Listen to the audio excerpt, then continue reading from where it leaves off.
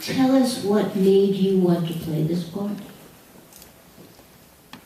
Yeah, it came across my desk about 6 years ago. I immediately wanted to do it. I didn't know about Ron Woodruff. I didn't know about Byers Club. And I remember thinking that one, I was like, boy, this is an incredible story about this man's life that I knew nothing about. And I remember saying, boy, even if this was fiction, this would be worth telling. And then the fact that it was not fiction, that it was based on his life and true events, made it more important, and gave me a lot more incentive to have to do it. I love the original sort of anarchic way that it dealt with a very dramatic and heartfelt subject, HIV, and not only in '86, but with this guy's life and a lot of others. One, he was heterosexual. I thought that was interesting from a heterosexual point of view. Two, he was a son of a bitch the whole way through. He was a self-serving, self-preserving businessman, hustling son of a bitch. And I thought, and I was real happy that it never got sentimental. Mm-hmm. And I felt like, well, what a challenge this could be to pull off the truth and the heart, but also the blasphemous humor, because it was a real guy on the page. So I thought that was an original way to deal with this subject matter. And I remember early on saying, you know what, if this had been a larger budget film, if this had been a Hollywood studio film, they would have rewrote Act 3, and Ron Woodruff would have, at the Act 3 turn, 2 to 3, would have had to come and tell everyone, I'm sorry for my bigoted, homophobic ways. What have I become? I'm sorry. The bow would have come out. Right. And the version of the bourgeois blues would have started to play. For this guy's life, because he was not that guy. He was not that guy. And I remember saying, you know what, if you keep him the son of a bitch, the humanity will reveal itself. If you keep him the businessman, the crusader will reveal itself. And we didn't know. I mean, there were many times, not during shooting, because not many people talked to me, and I didn't talk to many people then, but there were many times I heard, and I'm sure it's why I was passed on for 20 years, like this guy's not sympathetic. And I remember, I'm glad I felt this way, but my immediate response was, that's not my job to make him sympathetic. Empathetic. He's a real guy. You can understand that, hey, that's a real guy. He's not playing an attitude, that's who he is. And if you don't like who he is and his politics when you first meet him, you go like, I know people like that. You go, man, they didn't even know better. You know, there was ignorance at that time. And there's a lot of people still that way. So I just saw him as a real human. And I remember saying, you know what, McConaughey, just hang your hat on the humanity of this guy. Not the morality, but the reality and the humanity of this guy, and stick to it. And trust that humanity will come out. And so, you know, I don't have the best relationship with sentimentality. And sometimes I like it, it's got its place, but other times I think it's force-fed a little bit for my taste. So it was a way to deal with a really dramatic and heartfelt subject matter with a really original anarchic guy. And, you know, we knew this thing, you know, you the poster, you get a one-liner, you know you got something that's of import, something that is probably going to be good medicine for you to go see. But what you don't know, but I think we did pull off, which was sort of a coup, is that how entertaining it is. And in my experience of watching it with people, the first act, because people know the subject matter, they're a little afraid to laugh. So you're like, I can't laugh in this movie right now. And then people start to do something, you go, I can laugh. And it's a really good example of how humor reveals such humanity. That humor shows such sincerity. And there's so many scenes in this that could have been heavily dramatic. And could have been just as true. I mean, Ron, you know, comes home after the dinner with Eve Sachs. How many people have seen it? He comes home from the dinner with Eve Sachs, and he comes home and he masturbates. And that could have been tears rolling down face. I can't have sex with anyone. But yet, he's looking at pictures of hot rod women, and then he sees the Mark Bolan pictures. The scene where he says, "Who's the lady in the clinic?" she has AIDS, and then they go to the bathroom and hook up. That was a very touchy scene. That came up because when we were listening to tapes, and I was listening to tapes of Ron Woodruff, there was always a woman in the background. And the way he talked to her, you could tell they were hooking up. And I went to John Mark, I was like, look, he had HIV, but he was still having sex. And we were like, oh, we're not going to do that in a movie. That's like really touchy. Two people with HIV, I don't know how we do that. Well, one day we showed up to work, and John Mark goes to walk in there, call the secretary over and ask who it is, and then I think I'll go back in the bathroom. And so we shot it. Well, if you look at the scene, it's not icky at all. It's almost, one, it's a little bit life-affirming. It's sad, but it cuts outside to the staff listening to the sounds, and it's one of the funniest scenes in the movie. So again, the director did a lot of things with how he dealt with scenes that could have been very heavy-handed, but yet the humor showed the humanity in them, and that was a lot of Jean Marc. Okay, why don't we take a look at another clip from Dallas Buyers Club, actually something you were talking about.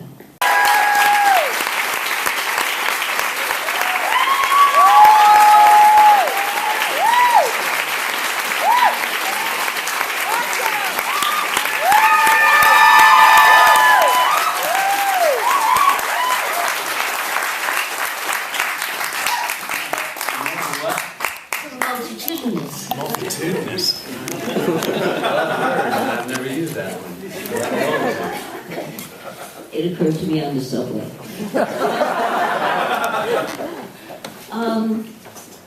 We will get around to talking about Dallas Buyers Club because that's what everyone wants to hear about. But I saw you last night on the Actors Studio series on Bravo. And I got very curious about how you learn to do what you do, and if there are particular people along the way that you learn things from. Yeah. In 1992, I went to the right bar, met the right guy. His name was Don Phillips. He was in town casting a film. 5 hours later, we got kicked out of So Said Bar, and he said, have you ever done any acting before? And I said, I was in a Miller Lite commercial for that long. It didn't really count. It was like not even really a modeling job. It was just like, that was me right there. No one really needed to recognize me. But he said, there was a film, the script I'm in town casting for, there's a part you might be right for. Come to this address, pick up the script tomorrow morning. I did 9:30. The character had 3 lines, was in a few scenes, and I remember going back home to Longview, where I was from, and working on this character for 2 weeks. Came back to Redford and got it. The film, and the role was David Wooderson in film Dazed and Confused, which was my very first film. Now, when I went and read for that, it was obvious to Rick that I was not that guy. One, when I was in fraternity, I had my jeans pressed, I tucked in, I shaved before going for this job interview, because that's what I was brought up to do. But, as soon as he said, okay, let's read, I kind of kicked back and did my version of Wooderson. And he goes, I remember going, wait, you're not this guy. And I went, no, but I know who he is. And who the guy was for me at that time was who I thought my brother was when I was 10 and he was 17. So I had a very romanticized view. My brother was 7 feet tall in my eyes. His car was the fastest car. His Concorde system was the best sound system in the world. And I remember seeing him lean against the wall in the smoking section at school, and he was cooler than James Dean to me. So it was a romanticized view of who he was. But that's when my first job and how I started to approach what I was doing, even though I don't know if I really knew what I was doing, was, okay, I may not be this guy, but if I know who this guy is, or I know someone like this, whether they're that way in real life or it's how I perceive them.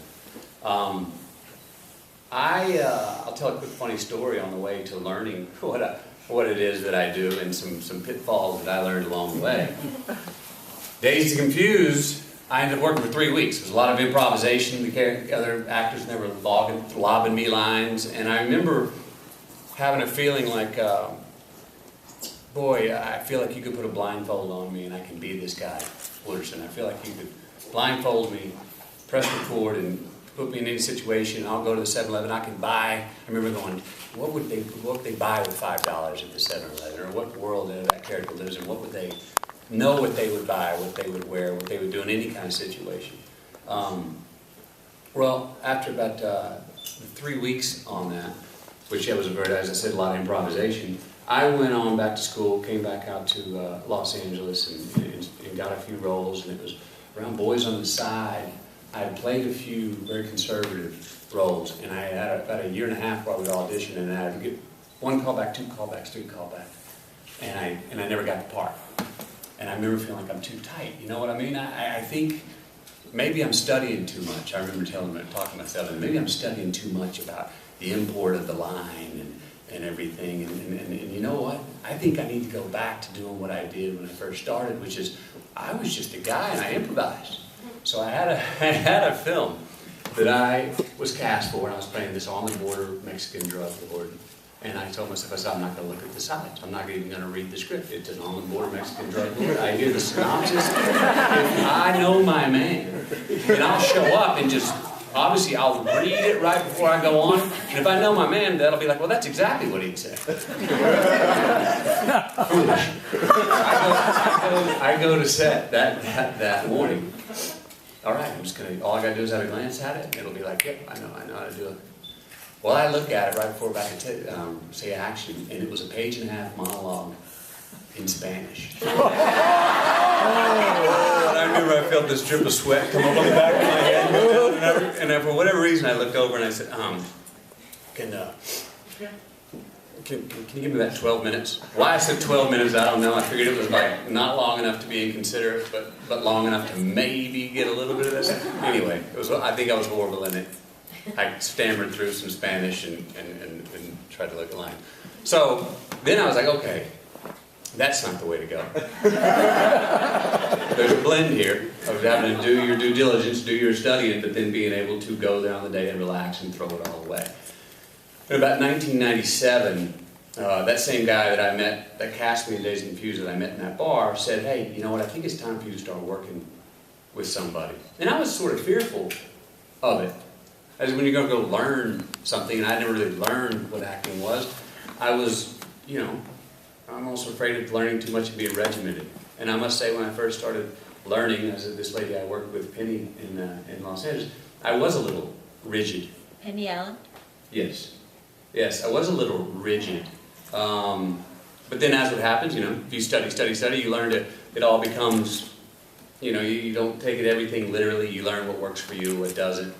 And went from there. So I learned from her my rights as an actor. I learned from her that is, I may start off going, how am I this guy? But I'm going to get to pretty soon, wait, how is that guy me? Because it's got to go through me if I'm going to portray the man. I also, one of the things that I've tried to do, and it's harder in some films than others, but it's my favorite performances, my favorite kind of films, is the impasse.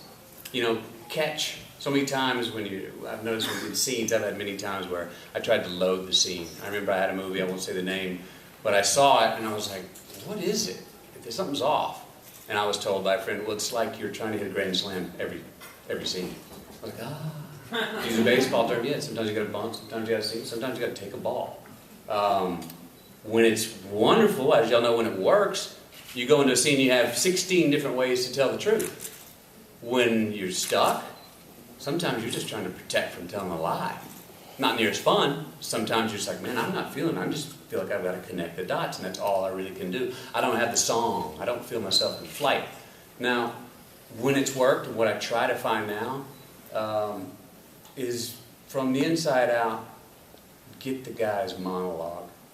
And this is something that's kind of come to me and really helped me in the last couple of years. Get the guy's monologue, then I can have the dialogue. Then I can do a scene if I got the monologue. If I know what's the Socratic dialogue of the man that I'm playing, then have the dialogue. And it's not about the words, obviously. And then I was able to just, when I do my job better, be more in that moment, not anticipate. But also when I said impasse earlier, catch.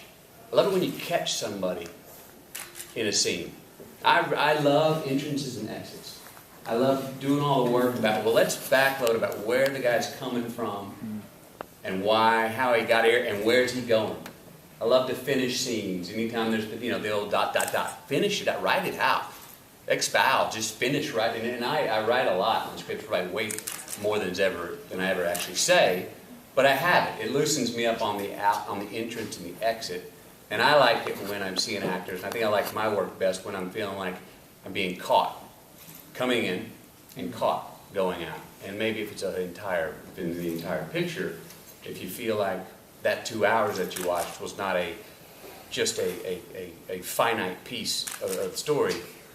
I like watching films and characters. I was watching the film and I love imagining what they were doing the 5 years before and where they're going after that, the 5 years after. There's always a prequel and a sequel and a follow-up, even if there's not in films. I like to at least have that understanding and feel. I let my imagination go that I got a real good idea what this guy was doing the last 5 years and what they'll be doing for the next 50. I've been, the last 2 years, I've really been able to, if I can, and this doesn't always happen, tap into the character's obsessions and then just get really feverishly drunk on those obsessions. Because I'm always looking for something to take literally. And I've called them like the launch pad line. Sometimes catch it in screen direction, sometimes it's written in a character. David Wooderson, Days Confused. Rick Linklater writes a line that says, "That's what I love about those high school girls. I get older, but they stay the same age." Well, that's a line that you're like, well, who is this?